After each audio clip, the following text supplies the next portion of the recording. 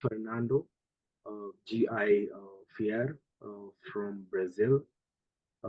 He is from the Federal University of Bahia, and he's going to give us a talk on the inborn errors in type 1 interferon signaling pathway in children with multisystem inflammatory syndrome associated with the SARS-CoV-2 infection. So welcome, Fernando. Thank you, sir. Um, okay. Good morning, everyone. My name is Fernando, and I'm from Brazil. And I just want to say that I'm very happy to be here with all of you and to talk about my research. So, the title of my presentation is Inborn Errors in the Type 1 interferon signaling pathway in children with multisystem inflammatory syndrome associated with SARS-CoV-2 infection. Uh, for anything else, I'd like to share a brief history to justify the aim of my research and explain what MISC is. So, at the end in 2019, the SARS-CoV-2 pandemic began, and however, while early and adults had a more symptomatic presentation, children only had mild or no symptoms. However, as time went on, around March 2020, some rare cases of children presented severe symptoms requiring ICU admission. Uh, at first, it was suspected to be no condition, Kawasaki disease, a type of vasculitis. But at times passed, more children presented this condition, leading new pathology associated with SARS-CoV-19. Oh, sorry, COVID-19. Uh, Most of these children is previously healthy with no other condition apparently, and therefore we suspect it to be immune dysregulation caused by inborn errors of immunity. Thus, uh, meniscus is characterized by a cytokine storm, multi-organ involvement, and prolonged episodes of fever. So, our aim then is to investigate possible inborn errors in the freedom pathway, which, as you can see, induce specific proteins that can activate viral DNA or RNA, control apoptotic pathways, stimulate pro-inflammatory cytokines, and perform numerous other immune functions. So, in step one, we conduct a cohort study to better understand clinical, laboratory, and demographic characteristics. And to do this, we performed a systematic review in order to compare our findings among global data. So, in this review, we applied the Prisma method to select articles that address all the parameters for our comparison. In the end, we identified 7 articles. So we included a total 838 patients to compare with our cohort of 2021, both following the CDC criteria. We observed that fever, gastrointestinal symptoms, mucocutaneous, and cardiac involvement remained proportional between and cohorts. However, we can notice a substantial difference in neurological involvement and comorbidities. So, quickly going over the lab values, we can see that the syndrome is indeed inflammatory disorder. Look at how CRP, ferritin, and the dimer levels are elevated in both cohorts. But it's interesting to note the presence of lymphopenia in some cases.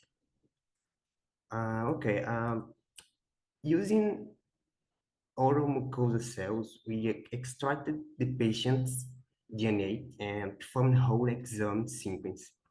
So the idea behind exome sequences is to focus on the coding regions of our genome and try gathering information about the proteins produced by prioritizing genetic variants.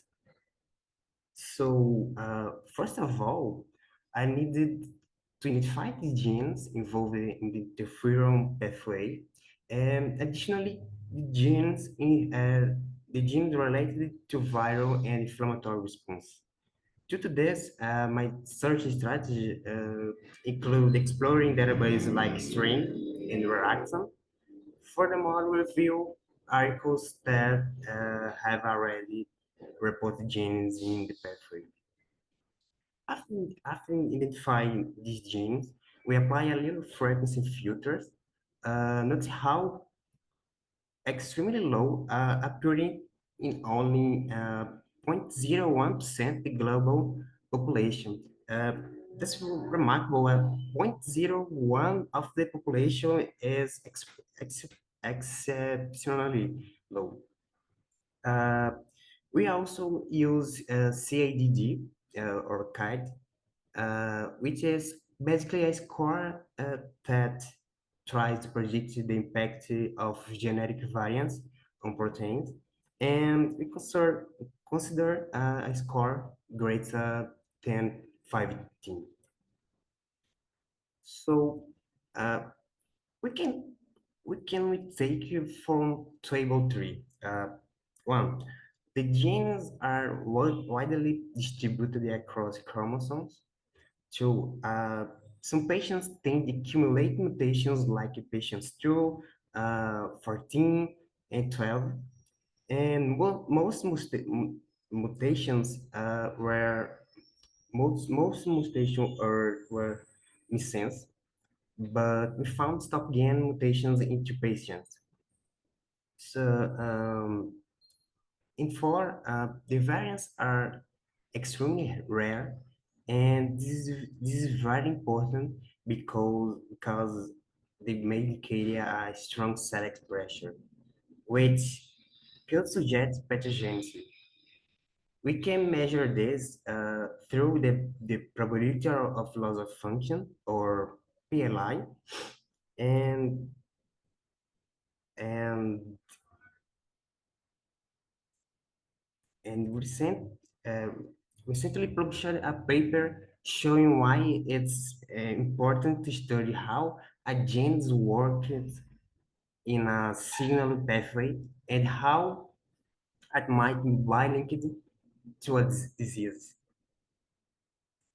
So we also created a heat map with gene expression there across tissues to give us insights into the importance of the genes carrying the pathogenic variants.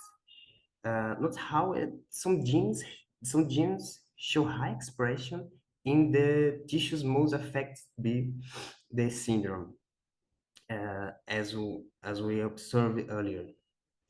Thus, uh, the next stop for the next step should be to investigate the viability of these proteins in this condition or other. So, what what can conclude from initial work? Uh, Genetic variants found in just one or a few cases of a disease, but missing in other patients should be immediately seen as the cause. That's why it's essential to gather together more evidence to validate their functional whole. So before by thinking about the challenges these children faced, we should find inspiration to continue researching and developing new treatments. So thank you very much. Thank you for time. Sorry about my English. Thank you so much. My name is Fernando. and thank you, ladies and gentlemen.